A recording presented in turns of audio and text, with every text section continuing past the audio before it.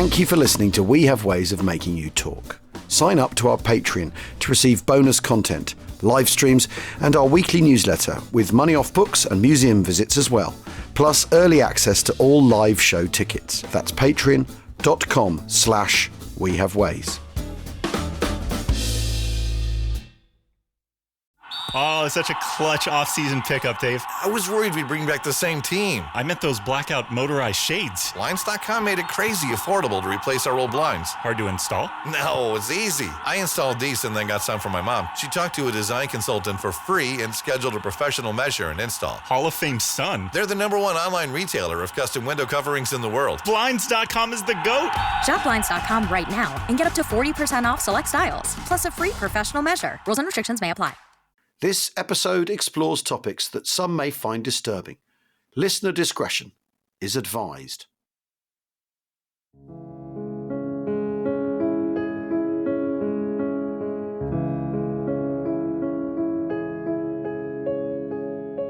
Auschwitz has long been the symbol of the Holocaust. The Nazis murdered almost 1 million Jews here, more than any other single place. Yet it is worth recalling that the camp was not created for the annihilation of the Jews. Nor was this ever its sole rationale. Unlike the single-purpose death camps in the general government, Auschwitz was always a site with multiple missions. What is more, it was incorporated late into genocide. Contrary to some suggestions, it did not become a death camp for European Jews as early as 1941. This function gradually emerged during 1942, and only from the summer of that year did the camp play a more prominent role. That was Nicholas Falschmann in KL, A History of the Nazi Concentration Camps. Welcome to We Have Ways of Making You Talk for the first of our series about Auschwitz. James, I mean, that encapsulates the timeline, really, of Auschwitz and its significance, doesn't it? Yeah, absolutely. And I think, when one is discussing Auschwitz, people know what it symbolises. People know about the gas chambers. They know that, particularly of Auschwitz to Birkenau, which is the one with the big long building with the archway with the railway line going through the middle of it and all the rest of it. But that's a familiar bit. But actually, the story is inevitably a more complex one. Obviously, it has become, the Holocaust has become the central part of certainly the war against Nazi Germany. Is sort of explain the background to it, talk a little bit about the town, talk about how it emerged, and exactly what is summed up in that little quote from the Nicholas Waxman book. That book, KL, by the way, is about as comprehensive as you're ever going to get it. It's an incredible piece of scholarship and work. And how on earth he was able to do it, I don't know, because it's so depressing. It's not true. But anyway. This is the thing. I mean, very often we're telling stories of sort of daring do and adventure and human drama. The issue is that this is at the core of the Nazi war effort. And in fact, as we'll see, when we go through the history of Auschwitz, how, in fact, the course of the war very much then shapes what happens there. That it starts out, as Waxman points out, it starts out as one thing, the camp, and then becomes another. And that's to do with how the war runs for Hitler's Germany, as much as anything else, isn't it? We'll see that and we'll come to it. And it is extraordinary, and we'll actually come on to this, that even when it becomes clear that they're losing the war, the Holocaust gets accelerated, not decreased in speed. There's a sort of urgency to it, which is just even more kind of horrifying. Well, because it's the one war aim they're actually able to deliver for themselves on, is I think the truth of it. This sort of fantasy world of Hitler's, which is kind of Jew-free. It's just revolting. Anyway, let's start with the town, because in 1939, it's not called Auschwitz at all. It's called Oświęcim. I had to get the pronunciation of that from Guy Walters, who's been there many times and knows exactly how to pronounce it. Yeah. But it's spelt Oswiecim. Oświęcim. It's an old Polish town, but in the part of Middle Europa, really, where it's been Polish, Austrian, Bohemian, German. It's changed hands many, many times, but it's on what is the traditional border between Germans. And that's kind of the thing with that is that's Germans in the old money rather than Germany Germans, between Germans and Slavs. And it's a trading post and all that. Well, yes, because Poland gets broken up in 1772 and isn't Poland again until 1919. In the First World War, it's Austrian and it's called Auschwitz in its German name. But obviously, once it becomes Polish again, then it goes back to Oświęcim.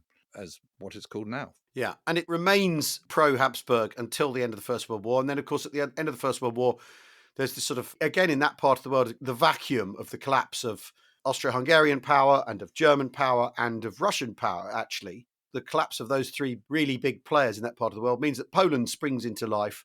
And in the fighting that follows the First World War, it becomes Polish, doesn't it? This part of Upper Silesia. I mean, the thing is, this is the patchwork quilt of states that, after all, is one of the things that the Nazis then come to try and reboot or exploit or incorporate one way or another into their Greater Reich, isn't it?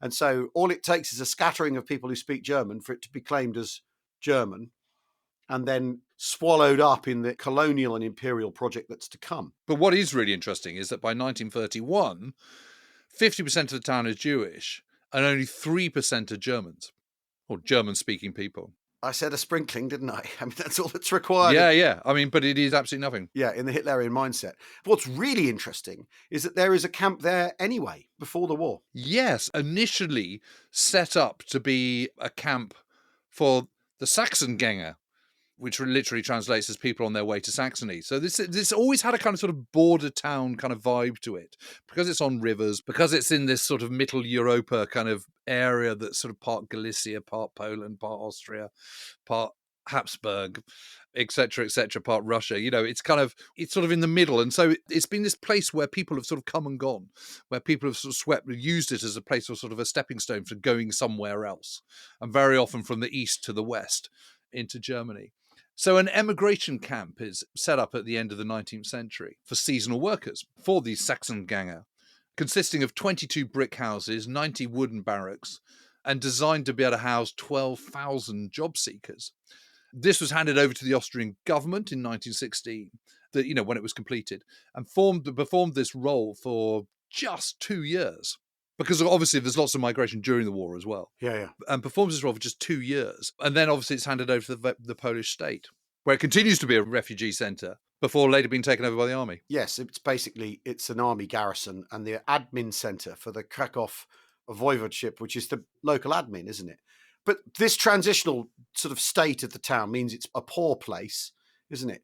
Because there's no permanent population. There's no one, or there's a lack of people putting roots down. The population comes and goes. It's a temporary place. And in the interwar period, there's strains between Catholics and Jews, and there are kind of anti-Semitic sanctions in place, access to public spaces if you're Jewish, less work for Jewish workers. But remarkably, over 50% of the population is Jewish. I mean, it is extraordinary that, isn't it, that in that situation, a majority isn't safe from that kind of rule. No, and we're talking about Poland here. We're not talking about Nazi Germany with its anti-Semitic sanctions. This is supposedly democratic Poland.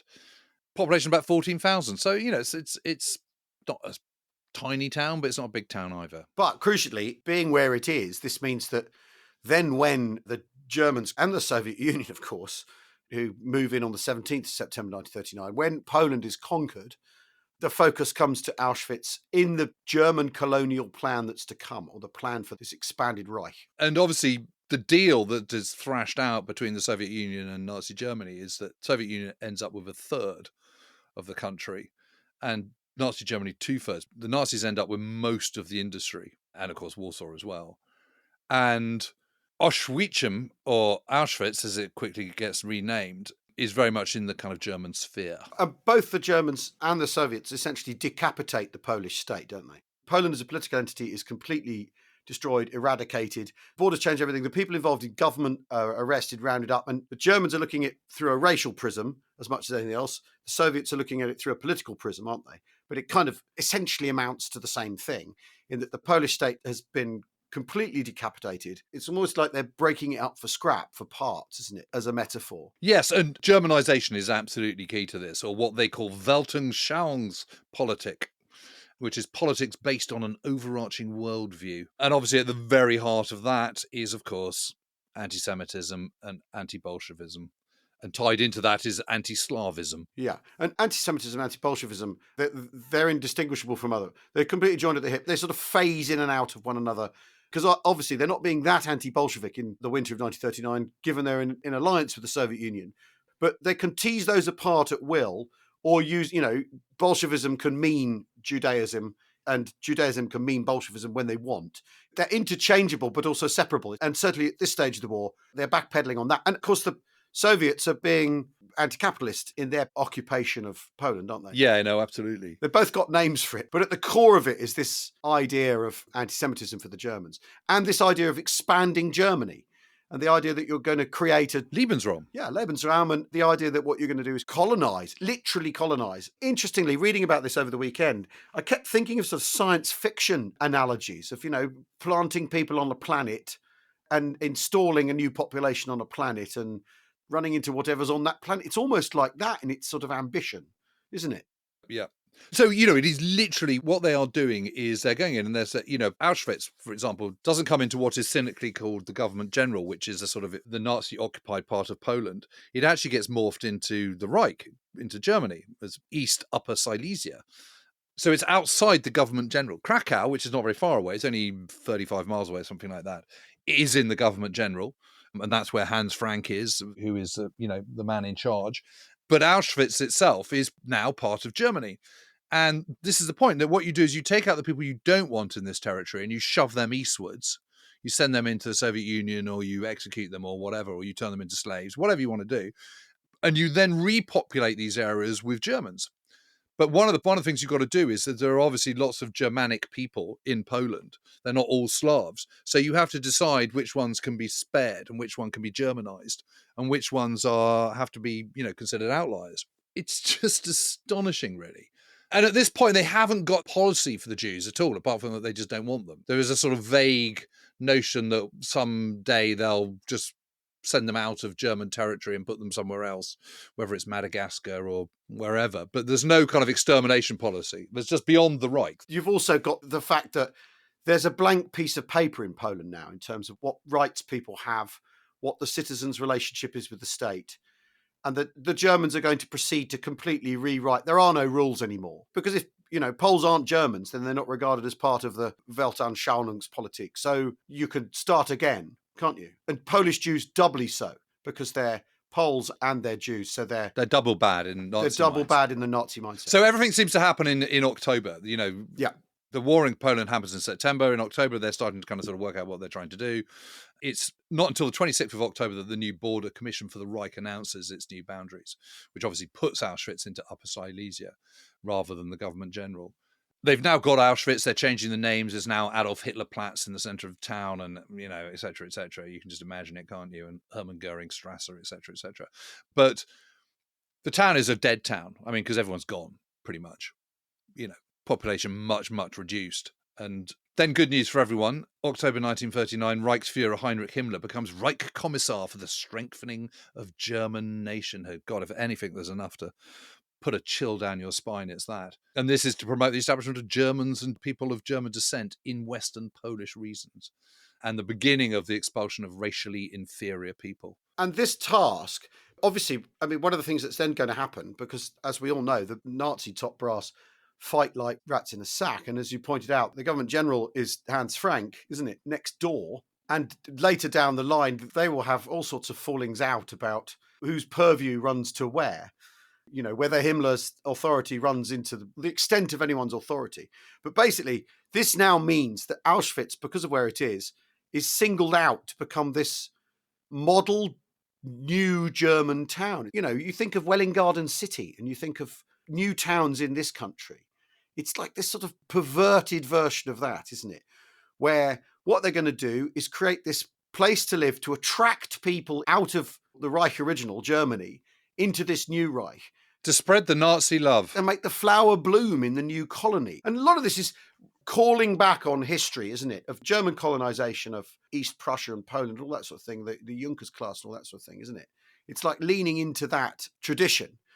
But they need admin, they need businessmen, and then what they call Treuhänder, who are people who sold off expropriated Jewish and Polish companies. They're literally just coming in and going, right, I'll take that, this, Yeah. that, and just, moving it all around and Germanizing it. And Yeah. And the idea is this sort of bait to make you come and get rich on the new frontier.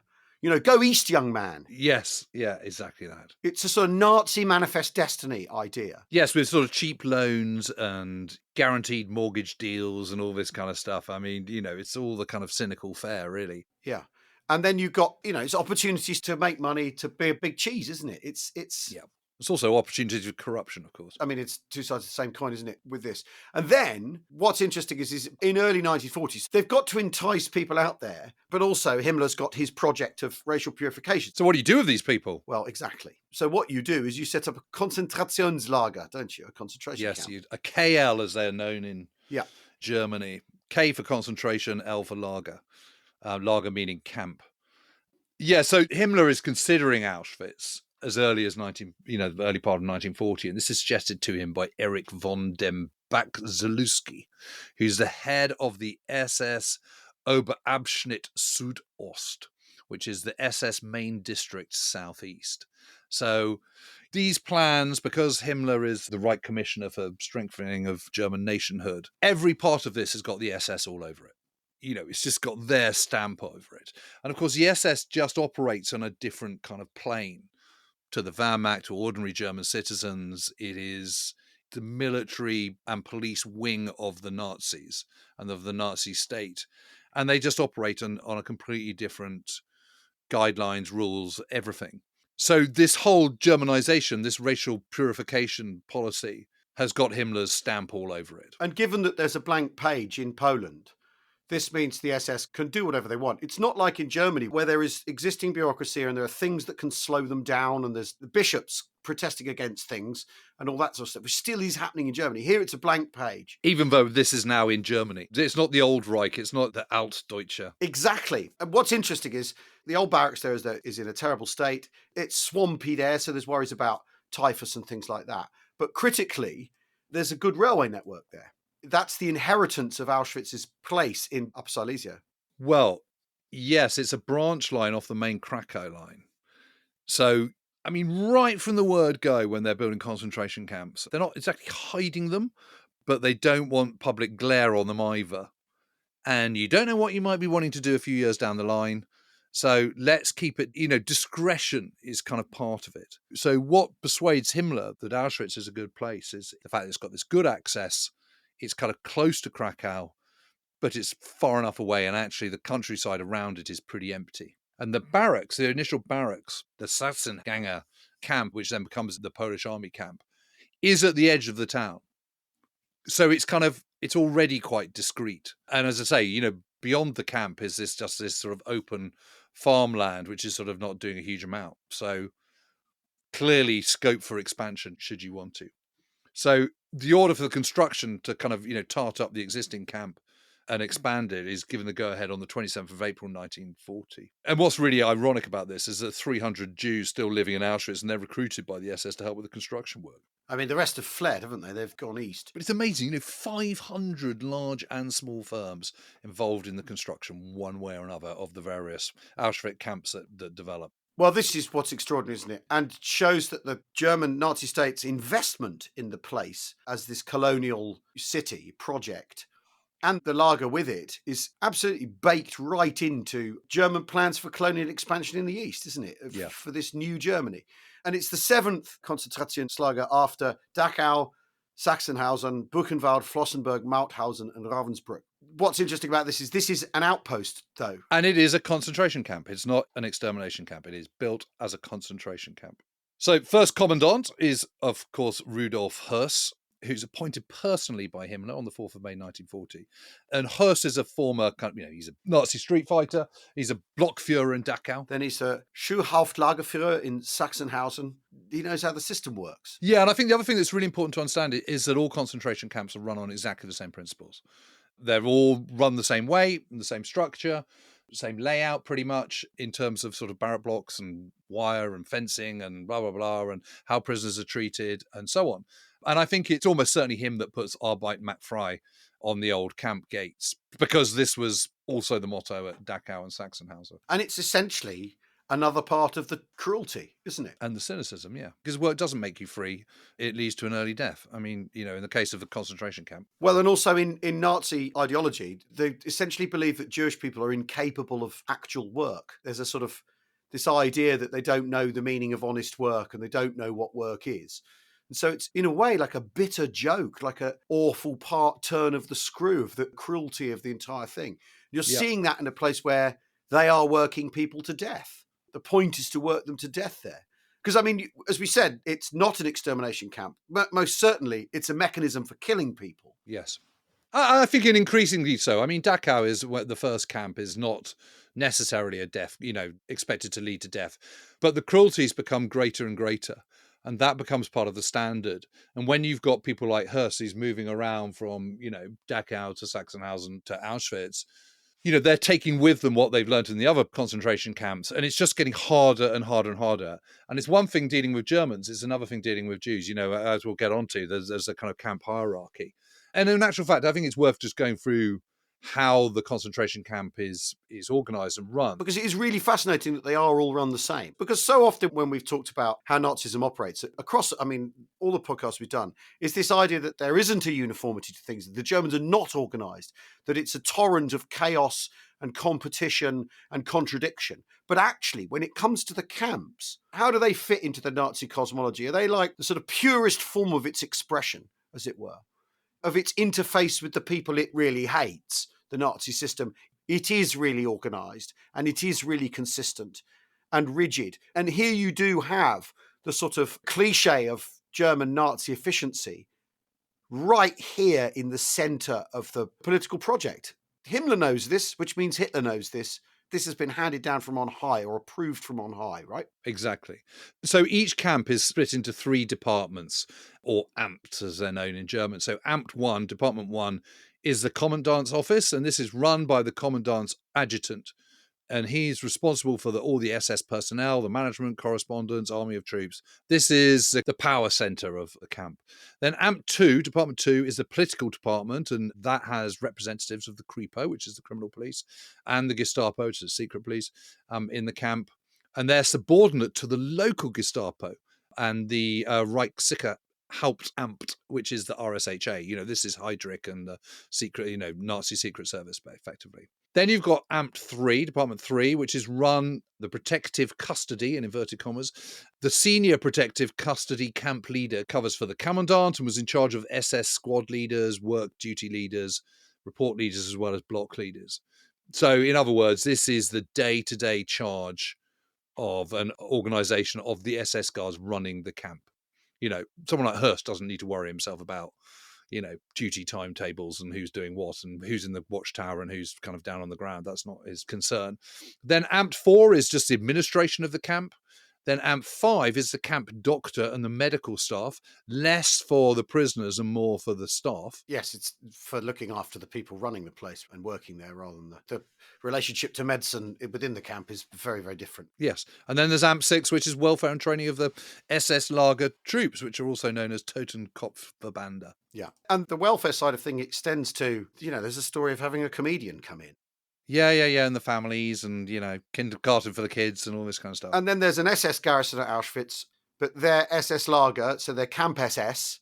And then there's those looking after SS troop stores and SS agricultural estate. There's a division there. So there's a huge agricultural estate around because, they've got to get their food from somewhere. So there's a kind of, the working farms have just been expropriated and they are continue to be working farms where they're providing food for the camps and so on. And Auschwitz really quickly balloons. Well, should we take a break and then come back to the zone of interest, as it's called? Patrick Bishop here from the Battleground podcast. Saul, David and I are currently on the ground in Ukraine, observing, reporting and testing the mood of a nation at war as it digests what the triumphant arrival of Donald Trump means for them and their future. That noise you can hear in the background is the train we're travelling on from Kharkiv onto the next stage of our visit. And it's not just of vital interest to Ukrainians. The conflict with Russia and what Trump plans to do to end it is of crucial importance to all of us. We're standing at a hinge moment that will determine the world's history. That's why we're here, and that's why you should listen out for a stream of special Battleground episodes that will inform, engage, and sharpen your understanding. So stay tuned for some cracking special episodes, starting with our response to Trump's inauguration speech, combining frontline reportage, exclusive interviews with the soldiers fighting this extraordinary war, and razor-sharp analysis from real experts. So do click and follow us wherever you get your podcasts.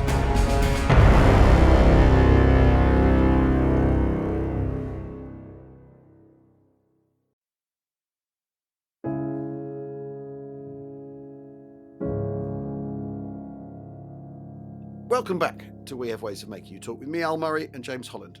And we're talking about Auschwitz. Now, the zone of interest, that's obviously an expression that people are probably now more familiar with, thanks to the film, is what the SS call this sort of appropriated space, but within and adjacent to this Nazi new town as well that's going on. Yes. So it means that it is the area under jurisdiction by those who are running the camp. So that extends to the agricultural land. It extends to kind of, where they do quarries and pits and construction work and all the rest of it, where they're taking out prisoners out of the camp and kind of working them. That is all part of the zone of interest.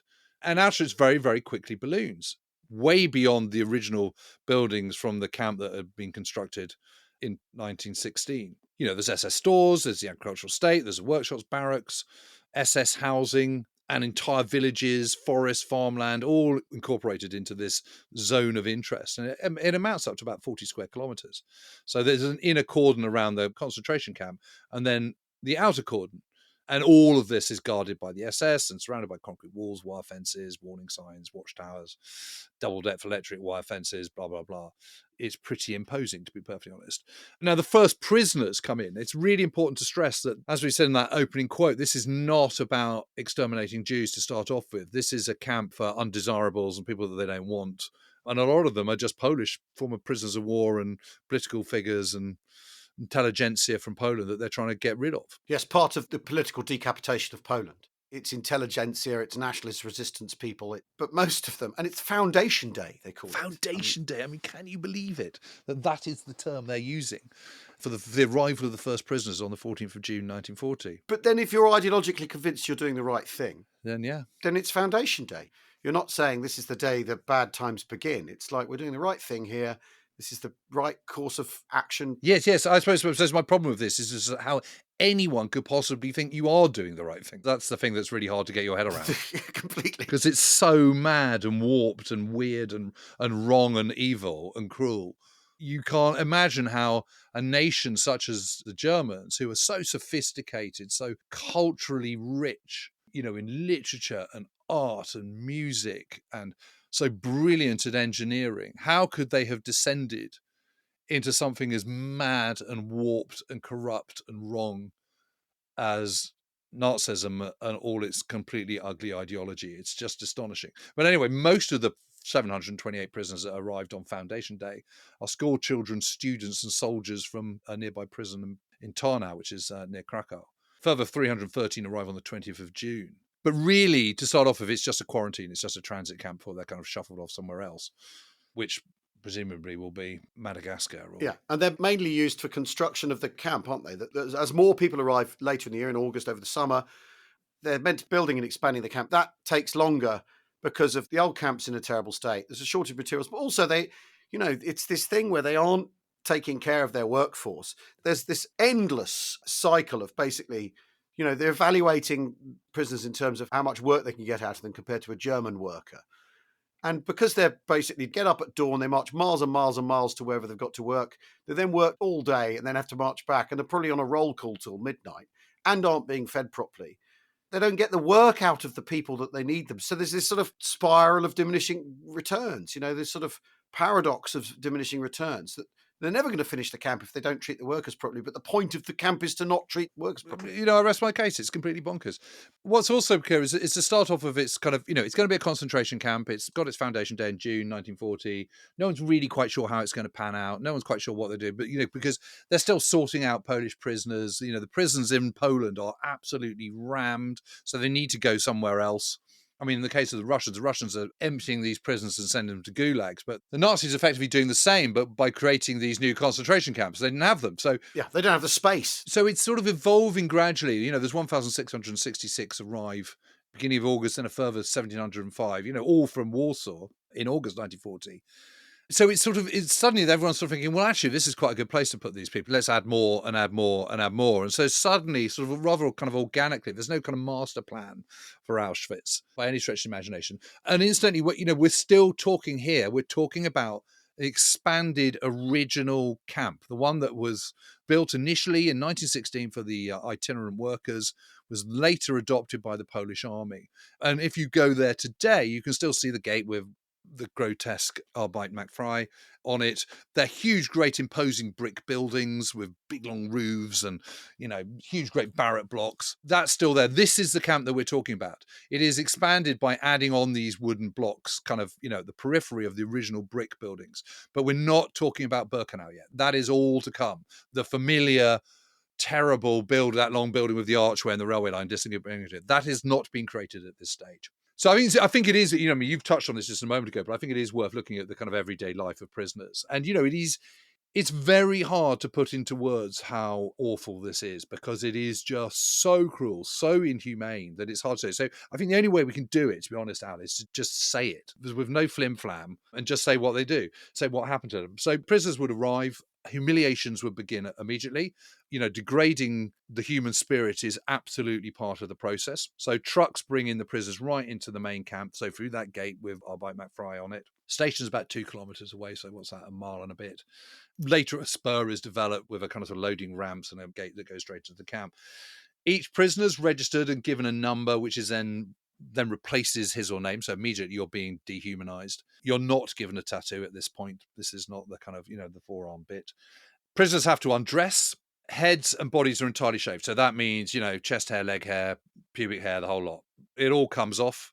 They're then beaten, it's like sort of herding cattle into a shower. And that is a precaution against typhus, theoretically, but it's also a way of completely dehumanising people, isn't it? Yeah, of course, yeah. It's supposedly to prevent lice. But can you imagine the humiliation of having to strip naked and then stand there and then be shaved with an electric shaver, lots of nicks and cuts and so on. So really, really tough. Then you're sent to the shower.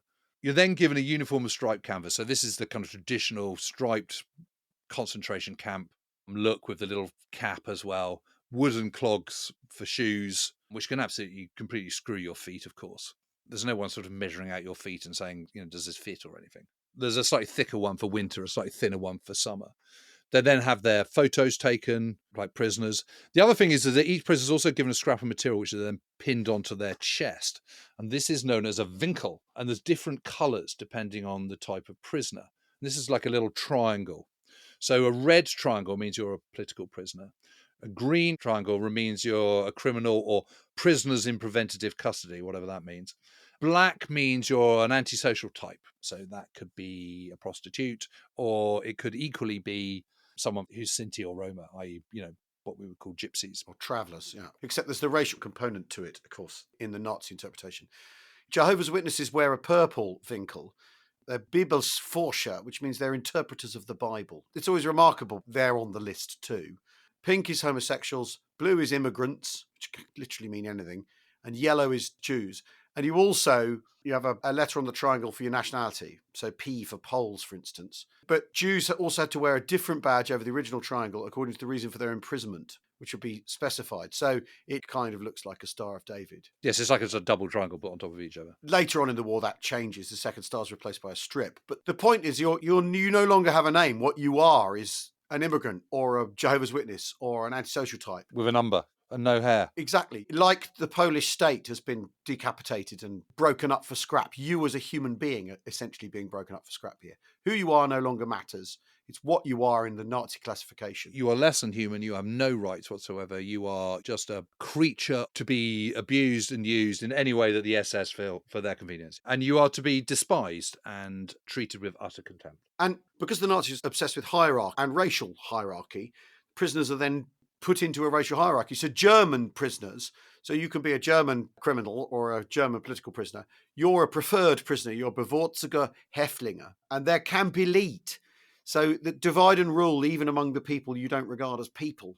They're allowed to go for walks outside campgrounds under SS supervision. They're allowed to wear civilian clothes. They can grow their hair and they can wear a wristwatch. The privileges are just extraordinary, aren't they? Yeah. Wear a wristwatch. I mean, what's the point? I mean, Well, that's a very good question. great. Thanks very much. Yeah. Yeah. And then the next down, from the top, from that elevated position, non-Jewish prisoners of other nationalities. And then, depending on how long you're there, there are gradations of your position. And at the bottom are Jews. And although later on in the progress of the camp in 1943, when there are no Aryan prisoners left, there is a hierarchy then introduced within the Jewish prisoners. But that's a long way off. That's further down the line. We're still talking about 1940 here. And there's also the Erziehungshäftlinge, which is the re-education prisoners. And this is I think, is really interesting because they're only there for a kind of a limited period. They're being sent to Auschwitz from mid-July 1941. And they're placed in special blocks, which aren't as bad as the normal barracks blocks. They're redesigned as labour re-education camps. And they are identified by a large E rather than a winkle. So they don't have the triangular badge. There's 12,000 prisoners in Auschwitz, including 2,000 women, mostly Poles who come under the jurisdiction of the Gestapo there, which is why you have the Gestapo at the camp. Officially, they only have sentences of between 42 and 56 days, but often they're there for kind of, a matter of months, up to 6 months. And what's really weird about this is, that is a limited sentence. It's not infinite, which is what it is for most prisoners there. They are released and sent home, but when they go home, they're told, don't speak about it. Yeah. You're sworn to silence. Sworn to silence. I mean, all right, I promise. Cubs honour. All right. I mean, it's just ridiculous, isn't it? So anyway, after you've arrived, there's a sort of quarantine period where you're isolated, there's harassment, beatings, casual beatings, brutal drills. Anyone too weak to stand to attention for hours or endure humiliating insults is just beaten further. Buckets of ice cold water. And they are given, unbelievably long hours at extremely strenuous physical labour. A large number commit suicide. It's not surprising, is it? No. You're senza speranza, aren't you? You're without hope. Yeah, exactly. All that depersonalisation as well. I mean... It would be unbearable, wouldn't it? Yeah, it would be, yeah. But those who manage to survive the first weeks, they tend to sort of cling on to the hope that things can only get better. But of course, they don't. So daily routine. This is interesting, isn't it? So woken up at 4:30 a.m. in summer, 5:30 a.m. in winter. Prisoners then herded to the washroom, then to morning roll call. Work parties are often left to the sound of the camp orchestra, who are kind of forced to play. I mean, what's that all about? It's a sick joke. It's like the Albert McFry. It's a horrible, sick, cynical joke, isn't it?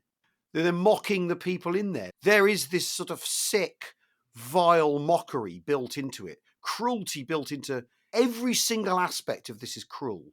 That's another element of it, another tier of it, isn't it? Because if you're in that orchestra, why are you a musician? Because you love music.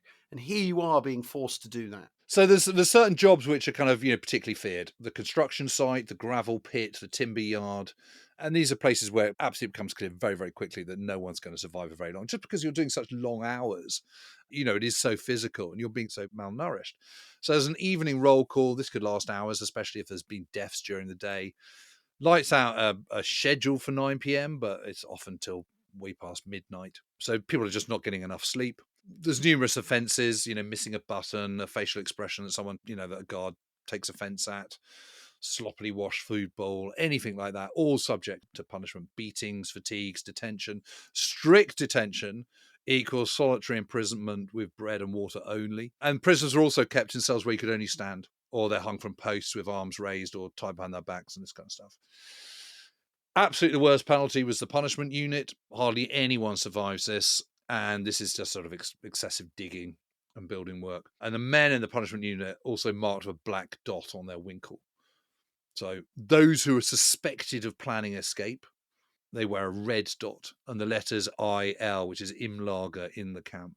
I mean, that can mean anything. That can mean anything, can it? It's basically God decides they don't like you. I mean, the thing is here is this isn't a death camp, but it's going to kill you. Yeah, no one's expected to survive this. And they're not. I mean... That's the truth of it. So Sunday's day off, and you're allowed to write to your families, but of course you then have to pay for the paper and the stamp, and you can only do that with money that's sent by relatives. And obviously, again, there's a hierarchy here. If you're Germans, you're more likely to get given it and receive the packages, etc., etc. And all letters have to be written in German. So you might have to get someone to translate it for you if you don't speak or write German. And they have to include the line, I am healthy, I am fine. And the letters are censored, so you can just imagine that that's the only thing someone might ever hear from you. I am healthy, I am fine. The cruelty is completely 360 degrees, isn't it? Yes, and that goes to sleeping as well. So that they're given palliasses, which is kind of straw-filled bits of cloth, several thousand sharing 2 wells for washing, and a single latrine trench. So of course, there's no sanitary equipment at all until 1941, which in turn causes massive problems. Eventually, they add them because they realise this is sort of counterproductive. So there's 1 latrine per prison block and 1 room for washing. 6 prisoners have to share a bunk designed for 3 because the numbers are increasing.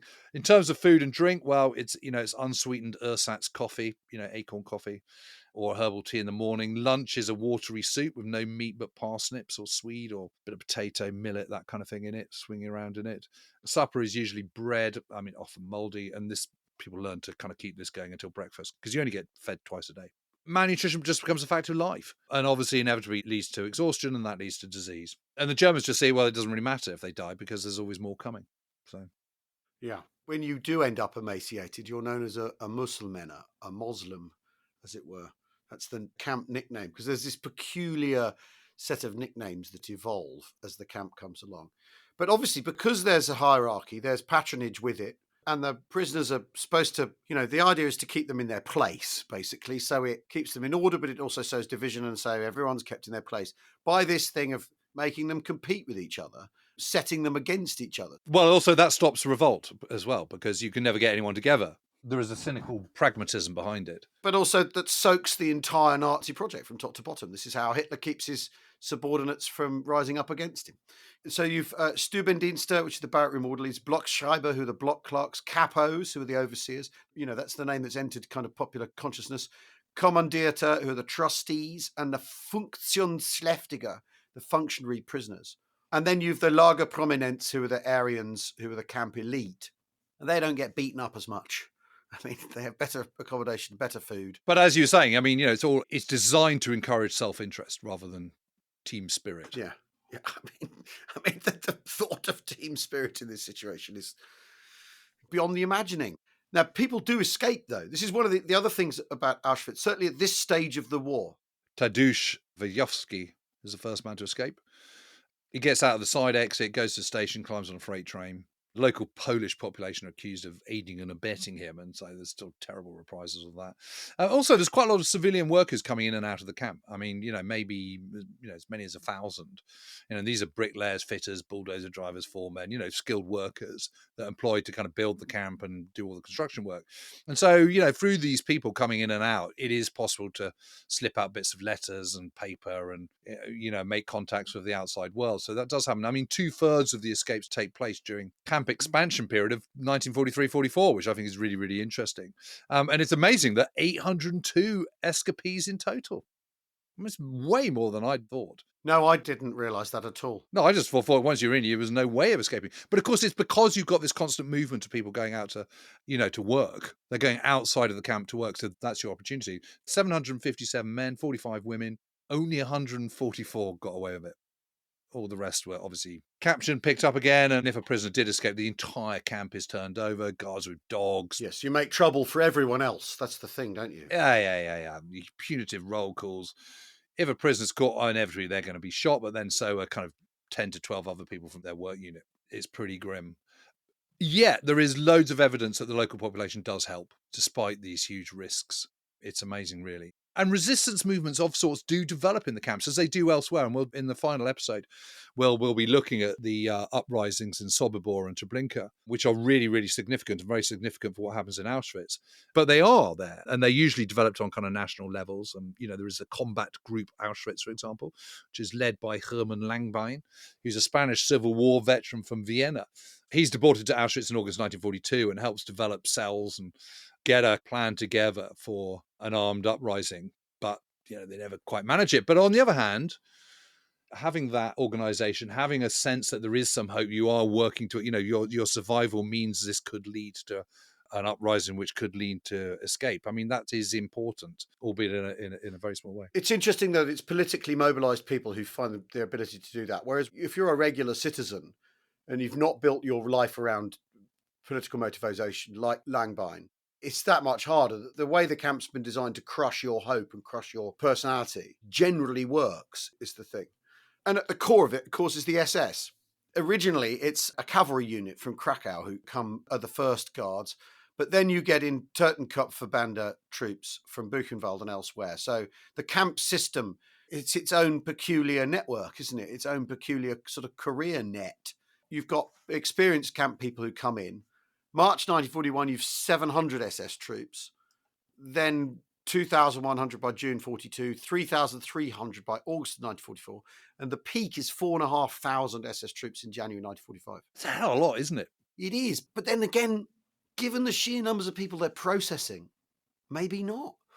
In total, 7,000 SS work in the camp, including 200 women nurses. And the women aren't actually, they're not allowed to wear rank or that. So they're sort of adjacent, aren't they, to the SS? They do have a uniform, but they're kind of untermenschen as well, in a way. I mean, it's all part of this hierarchy, which is sort of this obsessive desire for hierarchies at every single level. I mean, what is amazing, though, is around this is developed an entire kind of, I mean, think of a sort of military garrison with the civil housing that you have for the families and the family school and kindergartens and parks and sports facilities and the swimming pool that you have. That's what they have here. I mean, it's absolutely amazing. And one of the reasons why people want to be there is because you do get good housing. You can be there with your family. You're not being sent away to the Eastern Front to fight. And you get good medical care and good dental care. Actually saying these words out loud, it's a cushy posting. If you can kind of cope with it. And if you're ideologically motivated towards this, then you can cope with it, can't you? Well, if you're ideologically motivated towards it, what's not to like? Because you don't have to face the Ivans. You don't have to sort of sit in the sweltering heat of Sicily or North Africa or Ukraine or wherever it might be. And so Rudolf Hirst and his wife Hedwig, I mean, if anyone who's seen The Zone of Interest, and their 4 children, they've got a 5th one who's born in 1943.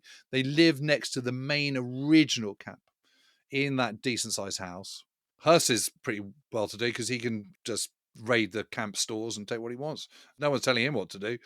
So he lives pretty comfortably. They have light entertainments, movies, plays, concerts laid on. In February 1943, for example, the Dresden State Theatre visits and puts on Goethe Then and Now. And frivolous and jolly farces are also popular there. So after a hard day of beating Jewish prisoners, you can go back and slap your thigh and have a beer and hang out. So there's a German house on the Bahnhofsplatz. It's a local SS pub. And they use the female Jehovah's Witness prisoners as the barmaids in the kitchen. Heinrich Himmler, Reichsführer SS, he has his own apartment set up at Auschwitz, although it doesn't seem like he ever actually stayed there. But what is ironic, is warped, ironic, sick, whichever way you want to look at it, is that SS men are both devoted husbands and fathers and also mass murderers. And, a key part of this Nazi ideology, this anti-Semitism, this Lebensraum, is to give moral legitimacy to the process of exterminating racially inferior people. How it is presented is by doing this terrible deed, you are saving future generations, your children and your grandchildren, your great-grandchildren. The future will thank you for what you've done, although we have to keep it secret. We have to keep it secret. This is our burden. Himmler presents it as the sentimental tragedy of the perpetrators. I mean, but it needs to be stressed that these early years, the camp is a concentration camp, a concentration lager, not an extermination camp. Even though it is killing people, doing its damnedest to kill people, that is not its actual function. It is not its function. And what changes Auschwitz into the largest base of mass murder is the arrival of one of the largest private firms in Germany and indeed the entire world at this stage. That is, of course, IG Farben. And this whole aspect of it, this partnership between the SS concentration camp and this independent, private, enormous industrial giant is the key to what happens to Auschwitz. And that is what we're going to be looking at in episode 2, before in our final episode, we turn to perhaps the more familiar. Thank you very much for listening. We will be back with part 2 soon. Cheerio. Cheerio.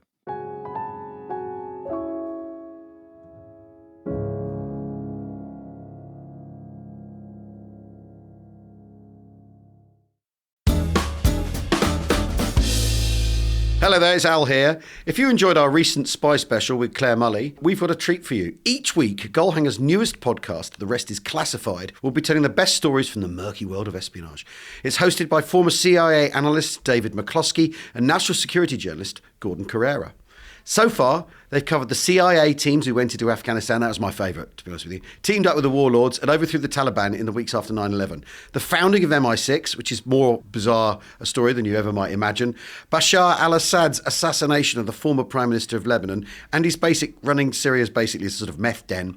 And how the North Korean security services rob banks, basically by sending them their sort of emails you shouldn't click on. To give you a taster, here's a clip from this week's episode all about Anna Chapman, the Russian spy who operated at the heart of London and New York society. I'll say, Gordon, I think her process of becoming an intelligence officer, I see it as kind of a more organic, step-by-step process, because that's a bit of how the Russians operate. You know, we tend to think of the categories of like, are you an asset or are you not? Or, you know, are you an intelligence officer? What type are you? I think in the West, particularly in the States with CIA, we have more rigid categories for these types of people. I think the Russians are pretty fluid with it. And the Russians, really, what they care about is, do you produce? They care less about whether are they a formally recruited asset or are they not. At CIA, we cared a lot about that, and the words mattered for what you called somebody. But I think with the Russians, it's a little bit more like, can she give us interesting things? Yeah, I think that's a really interesting way of seeing it, because rather than thinking she is someone who is trained as a spy and, you know, recruited, put through, you know, a year or two of training and then sent to do this, she's someone who they go, you've got access, you've got influence, you've proved that in London. You know, let's start using you and training you up as you go to become a spy. And I think, you know, it's worth reflecting here about the way Russia spies, which is slightly different as well, in that one of the things that they do is use these people under what they call illegal cover, which it's a kind of odd phrase. But the contrast is they think of someone who's under diplomatic cover, so a spy who's working at the embassy, they have legal cover because they've got diplomatic immunity. And if they get arrested, they can't be arrested, they just get expelled. But an illegal is someone who doesn't have, if you like, diplomatic cover, but is blending into a society and who is moving around with it, kind of swimming in the waters, hopefully unseen. And it's a particular type of spy which the Russians specialize in. Well, and she'll be a particular type, won't she? Because when you think of an illegal, I mean, the show that really captures this dynamic is called The Americans. And the premise is it's, you know, sort of Reagan era United States in the 80s, height of the Cold War. And the premise is that there are two Russians who come to the States. They're living under assumed identities, typically gleaned from fabricating kind of a passport based off a real person who may have passed away when they were 2 or 3 or something, like that, sort of taking the identity. I think the Russians call it tombstoning, but living under a false name. And Anna isn't going to do that, although she's got that great last name Chapman, which can kind of mask the fact that she's Russian. She's not hiding who she is, right, at any point. So in some respect, she's a little bit like a CIA officer who'd be under a commercial cover, who is probably operating with their real name, but hiding the fact that they're working for CIA, right? But she's sort of not your illegal who's taken Argentinian documents and come up with a new identity. Exactly. And I think the Russians were famous, and the Soviets, for using these deep cover illegals who they trained for years, and they train them to actually pose as being another nationality. So you take a Russian and you'd make them into being a Canadian or a Briton or an American and insert them with the identity of a real, you know, maybe a Briton or an American who died, and have them kind of embed themselves deep in society. And the idea was that they could then do things which a Russian couldn't do. You know, they could move in circles and not be as suspicious. And so that was your classic deep cover illegal. But what I think we're seeing here in the 90s and 2000s is a recognition by Russia that times have changed. And for two reasons. I think one is that it's harder to do that kind of deep cover stuff. One of the reasons is biometrics, because you've got kind of passports, you've got databases. It's harder to kind of create a fake identity and then sustain it when, you know, whether it's fingerprints or DNA or facial recognition, to use different names and different types of cover. But also, one of the reasons that they needed to do this in the kind of 20s and 30s and in the Cold War onwards and use these illegals was because Russians couldn't move easily in Western society, where suddenly you've got this period where, as we said, from the 90s, the 2000s, Russians can come into London. They can move around London. That's not suspicious. There's not a kind of barrier to it. So Anna, I think, is emblematic of this new type of spying that Russia can do, which is no need to do the deep training for some illegal spy, but take someone who's already moving in between the two societies or has got links in London or somewhere and just train them up, use them, make the most of them because they're there. They've got the ability to kind of meet people and talk to people and move in interesting circles. So to hear more, search The Rest is Classified wherever you get your podcasts.